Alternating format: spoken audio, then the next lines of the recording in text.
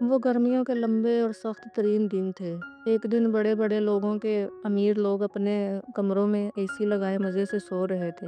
ان کے لیے شدید گرمی بھی کوئی معنی نہیں رکھتی تھی، تو دوسری طرف اسی سلگتی جھلساتی گرمی میں غریب لوگ روزی کمانے کی خاطر نکلے ہوئے تھے اور گرمی کی شدت برداشت کرنے پر مجبور تھے۔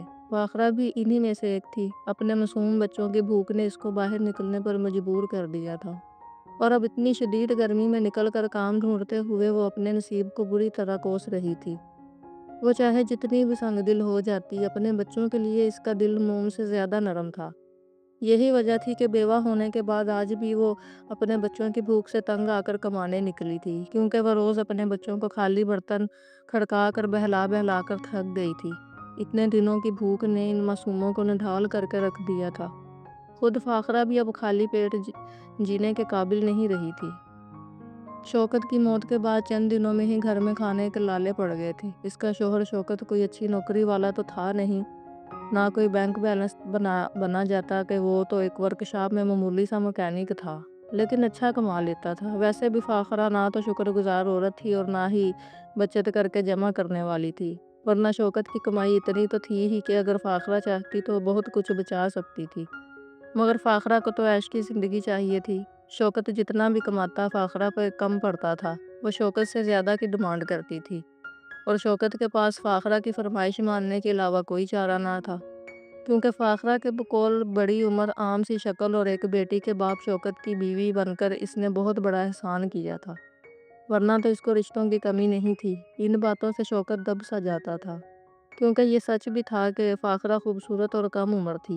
ایسے میں شوکت جی جان سے اپنی کم عمر خوبصورت بیوی کو خوش رکھنے کی کوشش کرتا، مگر فاخرہ اس سے کبھی راضی نہیں ہوئی، ہمیشہ لڑتی تھی۔ انہی لڑائیوں سے بچنے کے لیے شوکت نے اور کام شروع کر دیے۔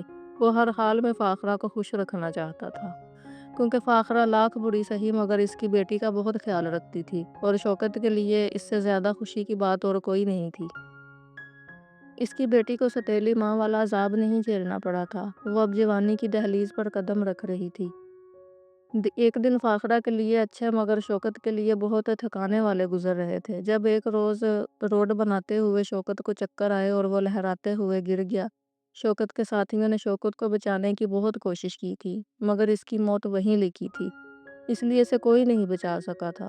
شوکت کی موت نے فاخرہ کو صحیح معنوں میں آنکھیں کھول دی تھی۔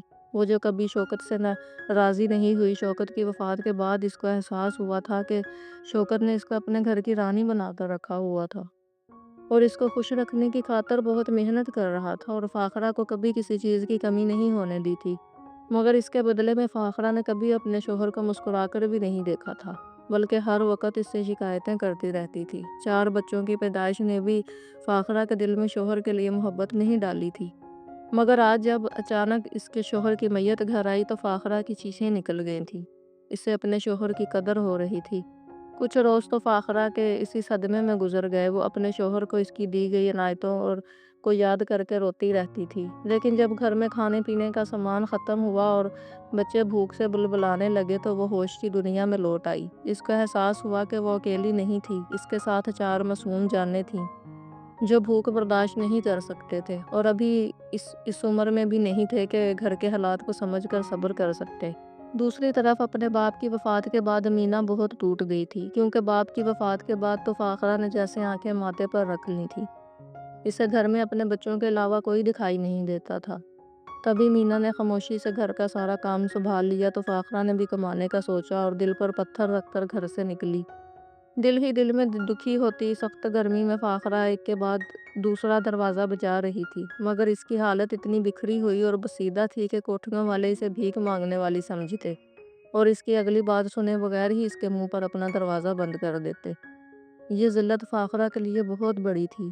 بہت کوشش کے باوجود وہ یہ تکلیف اور ذلت برداشت نہیں کر پا رہی تھی۔ ایک پل کو اس کا دل کیا کہ وہ یہ سب کچھ چھوڑ چھاڑ کر اپنے گھر کو لوٹ جائے اور کبھی بھی گھروں میں کام کرنے کا نہ سوچے، مگر گھر کا خیال آتے ہی اسے اپنے بھوک سے بلکتے بچے یاد آ گئے۔ آج 3 دن ہو گئے تھے گھر میں کچھ نہیں پکا تھا، اور اب یہ حال تھا کہ بھوک کے مارے بچوں کو نیند بھی نہیں آتی تھی۔ بچوں کا خیال آتے ہی فاخرہ نے اپنی عزت نفس کو کچل ڈالا اور ایک بار پھر سے ہمت کر کے لوگوں کے دروازے بجانے لگی کہیں سے تو اس کو کام مل جائے گا، ایسا وہ کئی روز سے کر رہی تھی، اور آگے بھی جانے کتنے روز اس کو یہ سب کرنا تھا۔ اس کے علاوہ اسے کوئی اور ہنر نہیں آتا تھا کہ وہ کوئی کام کر کے اپنے بچوں کا پیٹ پال سکتی۔ بالآخر کئی روز کی جان توڑ محنت کے بعد فاخرہ کو ایک ایسی سوسائٹی مل گئی جو بالکل نئی بنی تھی، اور وہاں پر شفٹ ہونے والے لوگ بہت ہی امیر تھے اور ان کو ملازموں کی اشد ضرورت تھی۔ یہی وجہ تھی کہ جب فاخرہ نے پہلا دروازہ بجایا تو اسے فوراً اندر بلا لیا گیا۔ اندر ایک دھیر عمر عورت بیٹھی ہوئی تھی۔ اس نے بغور فاخرہ کا جائزہ لیا اور تھوڑے سخت لہجے میں کہنے لگی، میں تمہارا کیسے یقین کر لوں کہ تمہیں واقعی ملازمت چاہیے؟ تم کوئی فراڈی عورت تو نہیں ہو؟ اس کی بات پر فاخرہ فوراً بولی، میں آپ کو ہر طرح کی قسم دینے کو تیار ہوں۔ جی پھر بھی آپ کو یقین نہ آئے تو آپ چل کے میرا گھر دیکھ لیں، جہاں پر میرے 4 بچے بھوک سے نڈال پڑے ہوئے ہیں۔ کچھ ہی وقت پہلے میرے شوہر کا انتقال ہوا ہے، اور اپنے شوہر کی وفات کے بعد میں مجبوراً کمانے نکلی ہوں، ورنہ اپنے شوہر کے ہوتے ہوئے تو میں نے کبھی کمانے کا سوچا بھی نہیں تھا، اور نہ کبھی مجھے یہ سوچ آئی تھی کہ مجھ پر یہ دن بھی آ سکتے ہیں۔ آج کئی روز ہو گئے ہیں مجھے لوگوں کا دروازہ بجاتے ہوئے، مگر کوئی بھی کام دینے کو تیار نہیں۔ آپ آپ مجھ سے جیسی بھی چاہیں گارنٹی مانگ لیں، مگر ایک بار مجھے کام دے دیں، آپ کو شکایت کا موقع نہیں ملے گا۔ فاخرہ روتے ہوئے کہنے لگی، اس کی آنکھوں سے سچائی صاف ظاہر ہو رہی تھی۔ اس لیے کچھ دیر اس کا جائزہ لینے کے بعد وہ عورت بولی، ٹھیک ہے، کل سے تم کام پر آ جانا، میں تمہیں 1 مہینے کے 8,000 دوں گی، اور اگر تمہارا کام مجھے پسند آیا تو تمہارے پیسے بھی بڑھا دوں گی، مگر یاد رکھنا میں دھوکہ اور جھوٹ برداشت نہیں کرتی۔ یہ کہتے ہوئے عورت نے اپنے پرس سے 1000 کا نوٹ نکالا اور فاخرہ کو تھماتے ہوئے بولی، یہ لو، اپنے بچوں کے لیے کچھ سامان لے لو، اور کچن میں بچا ہوا کھانا پڑا ہے، چاہو تو وہ بھی لے کر جا سکتی ہو، مگر یاد رہے کل وقت پر آ جانا۔ ہاتھ میں دبا 1000 کا نوٹ کھانے کی آفر اور 8000 کا سن کر فاخرہ کی باتیں چڑھ گئی تھیں۔ وہ بے اختیار اس عورت کے آگے ہاتھ جوڑے ہوئے خوشی کے مارے رونے لگی اور بولی، آپ کا بہت بھلا ہو بی بی جی، اللہ آپ کو اس سے زیادہ نوازے، آپ نے میری مشکل آسان کر دی۔ آج جب میرے بچے کھانا کھائیں گے تو آپ کو بہت دعائیں دیں گے، اور بے فکر رہیں، مجھے غریب کے پاس ایسی کوئی طاقت نہیں کہ میں آپ کو دھوکہ دے سکوں۔ میں کل وقت پر آ جاؤں گی اور آپ میرے کام سے بہت خوش ہوں گی۔ فاخرہ کی بات اس عورت نے سرسری سی سنی اور اسے وہاں سے جانے کا اشارہ دیا۔ فاخرہ نے جلدی سے کچن میں پڑا بچا ہوا کھانا اٹھایا اور تیز قدموں سے چلتے ہوئے اپنے گھر کی طرف چل دی۔ جیسے ہی فاخرہ گھر پہنچی تو بچے اس کے انتظار میں دروازے پر نظریں جمائے بیٹھے تھے۔ فاخرہ کے ہاتھ میں دبا لفافہ دیکھ کر ان کی آنکھیں بھی چمک اٹھیں۔ وہ سمجھ گئے تھے کہ آج ان کی ماں ان کے لیے کھانے کا انتظام کر کے لائی ہے۔ فاخرہ نے جلدی سے کھانے کا لفافہ امینا کے حوالے کیا اور بولی، جلدی سے کھانا برتن میں ڈال کے لے آ، بڑے مزے کی خوشبوئیں آ رہی ہیں، ہوٹل کا کھانا معلوم ہوتا ہے، آج تو ہماری موج لگ گئی، شکر خدا کا مجھے کام بھی مل گیا ہے، اب ہمارے گھر میں فاقے نہیں ہوں گے، بس کل سے میں کام پر جاؤں گی اور تو گھر کے کام اور بچوں کو سنبھالنا۔ ماتھے پر آیا پسینہ صاف کرتے ہوئے پھولی سانسوں کے ساتھ مینا کو ہدایتیں دے رہی تھی، اور مینا جلدی سے سر ہلا کر کچن میں چل دی۔ آج اتنے روز کے بعد اس کے بچوں نے خوب سیر ہو کر کھانا کھایا تھا۔ دل ہی دل میں فاخرہ نے اپنے اللہ کا شکر ادا کیا اور آئندہ زندگی کو لے کر خوشکن خیالات سوچنے لگی۔ اب فائزہ کام پر جاتی، دل لگا کر کام کرتی۔ شروع کے دنوں میں تو فاخرہ نے کماتے ہوئے صرف اپنے بچوں کا سوچا، مگر ہاتھ میں آئے 8000 تو اس کی آنکھیں چمک اٹھیں اور اس کی دم توڑتی خواہشات ایک بار پھر سے سیر ابھارنے لگیں۔ کاش اس کے پاس اتنا آ جائے کہ وہ بچوں کا پیٹ پالنے کے ساتھ ساتھ اپنی خواہشیں بھی پوری کرنے لگے، مگر 8000 میں یہ ممکن نہیں تھا، اس میں تو گھر کا خرچ بھی مشکل سے چلتا تھا۔ فاخرہ نے اپنے دل کو تھپک کر بہلانا چاہا، مگر اس کی خواہشات شدت سے سر اٹھانے لگیں تو ایک روز کام سے واپس آتے ہوئے اچانک سے ایک خیال فاخرہ کے دل میں جاگا اور اس نے ایک گھر کا دروازہ بجایا اور کام کرنے کی بات کی تو حسب معمول وہاں بھی ملازمہ کی ضرورت تھی۔ انہوں نے فوراً سے فاخرہ کو اپنے گھر میں ملازمت دینے کی حامی بھر لی۔ تب فاخرہ نے وہیں کھڑے کھڑے ان سے طے کر لیا، صبح سے دوپہر تک اس کی بیٹی کا کام کرے گی، اور پھر دوپہر سے شام تک فاخرہ خود آئے گی۔ اس عورت کو بھی کوئی اعتراض نہیں تھا، اور فاخرہ یہ نوکری ہاتھ سے جانے نہیں دینا چاہتی تھی۔ یہ عورت کام کے 10,000 دے رہی تھی۔ فاخرہ نے سوچ لیا تھا کہ وہ مینا کو اس گھر میں کام کے لیے آمدہ کرے گی۔ گھر کی صفائی ستھرائی اور ایک وقت کا کھانا مینا کر لے گی، اور کپڑے دھونے اور باقی کا کام فاخرہ سنبھال لے گی، کیونکہ وہ سہ پہر تک اپنے کام سے فارغ ہو جاتی تھی۔ اس طرح مینا دوپہر تک گھر کے کام سے فارغ ہو کر گھر جائے گی اور باقی کا وقت گھر کو سنبھالے گی، اور صبح سے دوپہر تک تو اس کے بچے ہمسائی کے پاس رہ سکتے ہیں، جو فاخرہ کی پکی سہیلی تھی۔ اب اس کے ہاتھ میں آٹھ نہیں بلکہ 18,000 روپے ہوں گے۔ ان 18,000 میں وہ آرام سے اپنی خواہشات پوری کر سکتی تھی۔ فاخرہ نے دل ہی دل میں اپنا سارا پروگرام طے کیا اور خوشی خوشی گھر کو چل دی۔ گھر پہنچ کر جب اس نے یہ خبر مینا کو سنائی تو مینا کے چہرے پہ سایہ سا لہرا گیا۔ وہ چھوٹی عمر کی لڑکی تھی اور باحیا اور اپنے ماں باپ کی طرح خوددار بھی تھی۔ اسے لوگوں کے گھروں میں کام کرنا بالکل بھی پسند نہیں تھا۔ وہ تو اپنی سوتیلی ماں کو بھی روکنا چاہتی تھی مگر کچھ کہہ نہیں پائی، اور اب فاخرہ چاہتی تھی وہ بھی انجان گھر میں کام کرنے جائے۔ اس نے فاخرہ کو سمجھانا چاہا مگر فاخرہ نے لاپرواہی سے ہاتھ جھاڑتے ہوئے بولی، کچھ بھی نہیں ہوتا۔ ان بڑے لوگوں کے پاس تو وقت بھی نہیں کہ ہماری طرف دھیان دے سکے۔ آدھے سے زیادہ دن تو وہ لوگ کمانے کے لیے گھروں سے باہر نکلے رہتے ہیں، اور جو آدھا وقت وہ گھر میں موجود ہوتے ہیں تو بھی اپنے کمروں میں دبے رہتے ہیں۔ تم خام خواہ کے وہم پال رہی ہو۔ جتنے غریب اور لاچار ہم ہیں، ہمارے جیسوں کی عزتوں کو کوئی خطرہ نہیں ہوتا، اور تمہیں تو خود احساس کرنا چاہیے تھا کہ کمانے میں میرا ہاتھ بٹاؤ، مگر تم تو مفت کی روٹی توڑنے کی عادت ہے۔ خیر، اب کل سے کام پر جانا، میں انکار نہیں سنوں گی۔ فاخرہ نے اپنی سوچ مینا پر واضح کی اور اس کا اندازہ دو ٹوک تھا۔ صاف ظاہر تھا وہ فیصلہ کر چکی تھی اور اب مینا کو اس کی ہر حال میں ماننی تھی۔ مینا نے دھتے دل سے حامی بھر لی اور اگلے روز سے کام پہ جانے لگی۔ کچھ روز اس گھر میں کام کر کے مینا کا سارا خوف اور وہم دور ہو گیا۔ واقعی اسے گھر میں کام کرتے ہوئے کوئی مسئلہ نہیں ہوا تھا۔ اس گھر میں صرف دو میاں بیوی رہتے تھے، دونوں نوکری والے تھے، صبح کو گئے رات کو واپس آتے تھے، اور اس گھر کا مرد شاید صبح بہت جلدی جاتا اور رات کو لیٹ گھر واپس آتا تھا۔ یہی وجہ تھی کہ مینا نے صرف اس عورت کے شوہر کے بارے میں سنا تھا، دیکھا ایک بار بھی نہیں تھا۔ ایسے میں مینا کا سارا خوف جاتا رہا اور وہ پرسکون ہو کر گھر کا کام کرنے لگی۔ اب مینا پر دوہری ذمہ داریاں تھیں۔ وہ صبح سے دوپہر تک اس عورت کے گھر میں کام کرتی تھی اور پھر دوپہر میں فارغ ہوتے ہی اپنے گھر کو لوٹ جاتی، اور باقی کا وقت اپنے گھر کا کام سنبھالتے ہوئے اور بہن بھائیوں کو سنبھالتے ہوئے گزارتی تھی۔ ایسے میں اس کی اپنی ذات کہیں کھو سی گئی تھی۔ اس کا احساس کرنے والا اس دنیا میں کوئی بھی نہیں تھا۔ ایک مہینہ گزر گیا اور جب اس کو تنخواہ دینے کا وقت آیا تو تب تک اس کی مالکن اس سے اتنا خوش ہو چکی تھی کہ اس نے 10,000 تنخواہ دینے کے ساتھ ساتھ مینا کو اضافی بونس بھی دیا۔ فاخرہ کے تو وارے نیارے ہو گئے تھے، جبکہ مینا کے وجود میں ڈھیروں اداسیاں گھل گئیں۔ وہ جان گئی تھی کہ اتنی عنایت دے کر تو فاخرہ کبھی بھی اسے کام سے نہیں ہٹائے گی۔ مینا نے اپنے معاملات اللہ کے حوالے کر دیے اور چپ چاپ کام کرتی رہی۔ ایک روز جب وہ اس بنگلے پر پہنچی اور حسب معمول کام کرنا شروع کیا تو اچانک اسے کچن میں ایک مرد آتا دکھائی دیا۔ وہ جوان آدمی تھا۔ اس نے نائٹی زیب تن کر رکھی تھی اور وہ اسی حلیے میں کچن تک آ گیا تھا۔ مینا کو دیکھ کر ایک لمحے کو تو ٹھٹک گیا، پھر بولا، کون ہو تم؟ پھر جیسے کچھ سوچتے ہوئے کہنے لگا، کہیں تم وہی لڑکی تو نہیں جسے میری بیوی نے یہاں ملازمت پر رکھا ہے؟ مینا جوان آدمی کو اچانک اپنے پاس پا کر حواس باختہ ہو گئی تھی۔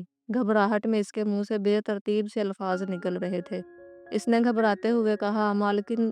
پوچھا تو وہ آدمی بولا، وہ 15 دن کے لیے بیرون ملک گئی ہے، مگر تم نے چھٹی نہیں کرنی، کام میں کوتاہی ہمیں برداشت نہیں ہوتی۔ اب تم جلدی سے میرا ناشتہ بنا کر ٹیبل پر لگاؤ۔ یہ کہہ کر وہ آدمی وہاں سے نکل گیا تو مینا بھی جلدی جلدی ہاتھ چلانے لگی۔ وہ بری طرح بکھلا گئی تھی۔ اس کو یہ احساس مارے دے رہا تھا کہ وہ اس وقت گھر میں انجان مرد کے ساتھ اکیلی تھی۔ اس نے دل ہی دل میں آیت الکرسی کا ورد کرتے ہوئے مالک کے لیے ناشتہ تیار کیا اور ٹیبل پر لگا دیا۔ تھوڑی دیر بعد مالک تیار ہو کر آیا اور ٹیبل پر بیٹھ کر ناشتہ کرنے لگا، اور مینا جلدی سے گھر کے باقی کام سمیٹنے لگی۔ اسے محسوس ہو رہا تھا گھر کا مالک اسے ہی دیکھ رہا ہے۔ مینا کو کوفت ہونے لگی، جانے کیوں اتنی دیر تک گھر میں موجود تھا اور ابھی تک اپنے کام پر کیوں نہیں گیا تھا، حالانکہ آج تو اتوار بھی نہیں تھا۔ مینا یہی سوچتے ہوئے کام سمیٹ رہی تھی جبکہ وہ آدمی مسلسل اسے اپنی نظروں کے حصار میں لیے ہوئے تھا۔ خدا خدا کر کے دوپہر ہوئی اور فاخرہ آئی تو مینا کی سانس میں سانس آئی۔ وہ جلدی سے اپنا باقی کام سمیٹ کر وہاں سے جانے لگی تو اس آدمی نے حیران ہو کر پوچھا، سارا کام تم کیوں نہیں سمیٹتی؟ تمہاری ماں کیوں آتی ہے؟ مینا کی بجائے فاخرہ بولی، صاحب جی میرے چھوٹے چھوٹے بچے بھی ہیں، اس لیے دوپہر میں جلدی چلی جاتی ہے اور باقی کا وقت بہن بھائیوں کو سنبھالتی ہے۔ میں نے مالکن سے بات کی ہوئی ہے، ان کو کوئی اعتراض نہیں۔ فاخرہ نے جلدی سے وضاحت دی تھی۔ مبادہ اس گھر کا مالک برا نہ مان جائے۔ فاخرہ کی بات سن کر وہ آدمی کچھ سوچتے ہوئے بولا، ٹھیک ہے اپنا کام کرو۔ مینا دل دل میں اللہ کا شکر ادا کرتے ہوئے لوٹی تھی۔ اسے آج اپنا باپ بہت یاد آ رہا تھا۔ اگر وہ زندہ ہوتا تو اس طرح مینا کو غیر مرد کی نظریں نہ برداشت کرنی پڑتی۔ مینا کی آنکھوں میں آنسو گر رہے تھے، مگر وہ اپنا درد کسی کو نہیں بتا سکتی تھی۔ اگلے روز جب مینا کام پر گئی تو گھر کا مالک گھر میں ہی موجود تھا۔ یہ دیکھ کر مینا کو خاصی حیرانگی ہوئی تھی۔ کہاں تو وہ گھر پر نظر نہیں آتا تھا، اور آج دوسرا دن تھا وہ گھر پر ہی تھا، اور آج تو اس کی نظروں میں بے باکی صاف دکھائی دے رہی تھی۔ وہ کام کے بہانے مینا کے قریب ہونے کی کوشش بھی کرتا تھا، اور پھر ہر گزرتے روز اس آدمی کی بے باک حرکتیں بڑھنے لگی تھی، اور جب اس کا صبر جواب دے گیا تو اس نے مینا کے ساتھ دست درازی کرنے کی کوشش کی۔ وہ عیاش آدمی تھا۔ اب جب اس کی بیوی گھر پر نہیں تھی اور گھر میں خوبصورت اور کم عمر لڑکی اس کو دکھائی دے رہی تھی تو اس کی نیت خراب ہو گئی۔ مینا اپنی عزت بچانے کی کوشش کرنے لگی۔ اسی وقت فاخرہ آ گئی۔ اس کو آج وہاں سے جلدی چھٹی مل گئی۔ فاخرہ کی بے وقت مداخلت سے وہ عیاش آدمی خاصا بدمزہ ہوا، مگر پھر اس کی شیطانی دماغ نے ایک اور بات سوچی۔ فاخرہ کے آتے ہی مینا زاروں قطار روتے ہوئے اپنے گھر کی جانب بھاگنے لگی۔ اس کے ہاتھ پیر پھول رہے تھے۔ گھر پہنچ کر ہی مینا نے دوسری سانس لی تھی۔ اس نے ٹھان لی کہ آج فائزہ سے دو ٹوک بات کرے گی۔ دوسری جانب فاخرہ بھی جیسے کچھ سمجھ گئی تھی، اور پھر اس عیاش آدمی نے فاخرہ کی سوچ کو زبان دی اور بولا، تمہاری بیٹی پر میرا دل آ گیا ہے۔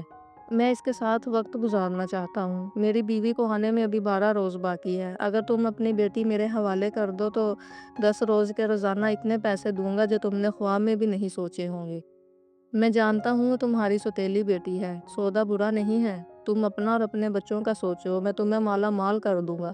تمہاری ساری خواہشیں پوری ہو سکتی ہیں، اور اگر تم نے میری بات نہ مانی تو میں تمہیں نوکری سے نکال دوں گا، بلکہ تم سب کا جینا حرام کر دوں گا۔ تم مجھے جانتی نہیں ہو۔ یہ باتیں سن کر فاخرہ پہلے تو گھبرا گئی، مگر ڈھیروں پیسوں کا سن کر اس کی آنکھیں چمک اٹھیں۔ ڈیل اتنی بری نہیں تھی، اتنا پیسہ تو اس نے خواب میں بھی نہیں دیکھا تھا جتنا اسے دینے کا کہا گیا تھا، اور پھر مینا کون سی اس کی سگی اولاد تھی؟ اگر وہ اپنی سوتیلی ماں اور بہن بھائیوں کی خاطر تھوڑی سی قربانی دے گی تو کیا ہو جائے گا؟ اس آدمی نے فاخرہ کو 2 دن سوچنے کے لیے دیے۔ فاخرہ جب گھر لوٹی تو اس کے دل و دماغ میں 100 طرح کی سوچیں پل رہی تھیں۔ اس کے آتے ہی مینا نے اس کو اس عیاش آدمی کی حرکتیں بتائیں، مگر فاخرہ نے کسی بات پر توجہ نہیں دی۔ تو مینا کو خطرے کی گھنٹی بجتی محسوس ہوئی۔ سب سن کر فاخرہ خاموش تھی، مطلب کوئی گڑبڑ تھی۔ 2 دن تک فاخرہ کی چپ نہیں ٹوٹی، البتہ اس نے مینا کو کام پر جانے کے لیے بھی نہیں کہا۔ لیکن 2 روز بعد فاخرہ کی چپ ٹوٹی، اور جو کچھ اس نے کہا اسے سن کر مینا کے سر پر آسمان آ گرا تھا۔ وہ مینا کا سودا طے کر آئی تھی۔ چند راتوں کے عوض سے ڈھیر سارا پیسہ ملا تھا، اور اب وہ چاہتی تھی کہ مینا بھی اس کی بات مان جائے، اور جب تک مالکن نہیں لوٹ آتی وہ اس کے شوہر کی راتیں رنگین کرے۔ مینا کے اوسان خطا ہو گئے۔ وہ سوچ بھی نہیں سکتی تھی کہ اس کی سوتیلی ماں اس حد تک گر جائے گی۔ اس نے فاخرہ کو سمجھانے اور احساس دلانے کی بہت کوشش کی، مگر فاخرہ کے سر پر ان پیسوں کا بھوت سوار تھا جو وہ اپنے ساتھ لائی تھی۔ مینا نے اس کی بات ماننے سے صاف انکار کیا تو فاخرہ نے پہل اس کو آرام سے منانے کی کوشش کی، پھر دھمکایا، اور تب بھی اس کی بات نہیں بنی تو اسے خوب برا بھلا کہا، اور زندگی میں پہلی بار اس پر ہاتھ بھی اٹھایا۔ صرف اتنا ہی نہیں، مار پیٹ کر لینے کے بعد وہ مینا کو زبردستی اس مرد کے حوالے کرنا چاہتی تھی۔ مینا کو اس کے سنگین ارادوں کا علم ہوا تو اس کی روح فنا ہو گئی، اور وہ اپنے بچاؤ کی ترکیبیں سوچنے لگی۔ اس نے فاخرہ سے بدلہ لینے کی ٹھانی۔ وہ جانتی تھی فاخرہ ان پیسوں میں سے آدھے پیسے خرچ کر چکی تھی۔ اس نے خود کو نارمل کیا اور فاخرہ کو بیوقوف بنانے کے لیے اسے کہا، اماں میں جانتی ہوں آپ گھر کی مجبوری اور بچوں کی بھوک کی وجہ سے ایسا کرنے پر مجبور ہیں۔ مجھے ایک دن دیں تاکہ میں اپنے آپ کو ذہنی طور پر تیار کر سکوں۔ یہ سن کر فاخرہ کی خوشی کی انتہا نہ رہی۔ اس نے بھی ملک صاحب سے کچھ دن کا ٹائم لے لیا۔ مینا کے پاس 1 دن تھا، اور وہ سوچ چکی تھی کہ اسے کیا کرنا ہے۔ مینا نے فاخرہ سے نظر بچا کر اس کے بکسے میں پڑے لاکھوں میں سے کچھ پیسے نکال لیے، اپنا ضروری سامان باندھا، ابا کی پرانی ڈائری اٹھائی جس میں اس کی خالہ کا پتہ درج تھا، اور پھر رات میں جب سارے سو گئے تو مینا نے اپنا سامان اٹھایا اور گھر سے بھاگ گئی۔ وہ کراچی اپنی خالہ کے پاس جا رہی تھی، جہاں وہ اپنے باپ کی زندگی میں ایک بار گئی تھی۔ اسے پوری امید تھی خالہ اس کی مدد کریں گی۔ اسے آج بھی یاد تھا جب وہ گئی تھی تو خالہ نے کتنے پیار سے اس کو اپنے گلے سے لگایا تھا۔ اس کا دل زور زور سے دھڑک رہا تھا۔ اسے خوف تھا کہ کہیں وہ پکڑی نہ جائے، وہ عیاش آدمی اس کو دیکھ نہ لے، مگر ایسا کچھ نہیں ہوا اور وہ خیر خیریت سے کراچی پہنچ گئی۔ زندگی میں پہلی بار وہ کراچی اکیلی آئی تھی۔ وہ بہت ڈری ہوئی تھی، مگر جو ذلت وہ دیکھ چکی تھی، یہ ڈر اور خوف اس سے زیادہ نہیں تھا۔ اس نے ٹیکسی والے کو خالہ کا ایڈریس دکھایا اور خالہ کے گھر پہنچ گئی۔ خالہ کے گھر کا دروازہ بجاتے ہوئے وہ ڈری سی تھی کہ جانے سب کا کیسا رد عمل ہوگا، مگر کچھ بھی نہیں ہوا تھا۔ خالہ نے بہت محبت سے تڑپ کر مینا کو سینے سے لگایا تھا۔ اسے اپنی چھوٹی بہن کی اکلوتی بیٹی بہت پیاری تھی۔ پھر جب مینا نے روتے ہوئے خالہ کو سب سچ بتایا تو حقیقت جان کر خالہ بہت رنجیدہ ہوئی اور کہا، تم نے یہاں آ کر بہت اچھا کیا مینا، اب تمہیں پریشان ہونے کی ضرورت نہیں ہے، اور رہی بات اس ذلیل عورت کی تو دیکھنا اب اس کا کتنا برا انجام ہوگا۔ امیر بندے کا پیسہ کھا کر بیٹھ گئی ہے اور یہ پیسہ اس کو قبر تک لے کر جائے گا۔ تم اب اس کی فکر مت کرو، سمجھو کہ تمہاری خوشی کے دن آنے والے ہیں۔ آخر میں خالہ کا لہجہ بہت معنی خیز تھا، مگر مینا نہیں سمجھ پائی۔ وہ تھکی ہوئی تھی، جانے کتنی راتوں سے نہیں سوئی تھی، اور پھر کچھ دنوں میں خالہ نے اپنا کہا سچ کر دکھایا۔ انہوں نے مینا کی شادی اپنے چھوٹے بیٹے کے ساتھ کر دی۔ مینا کا شوہر بہت اچھا تھا، اس نے بہت محبت سے مینا کو اپنایا تھا۔ مینا کی زندگی میں خوشیاں آ گئی تھیں اور فاخرہ کے تاب سے بچ گئی تھی۔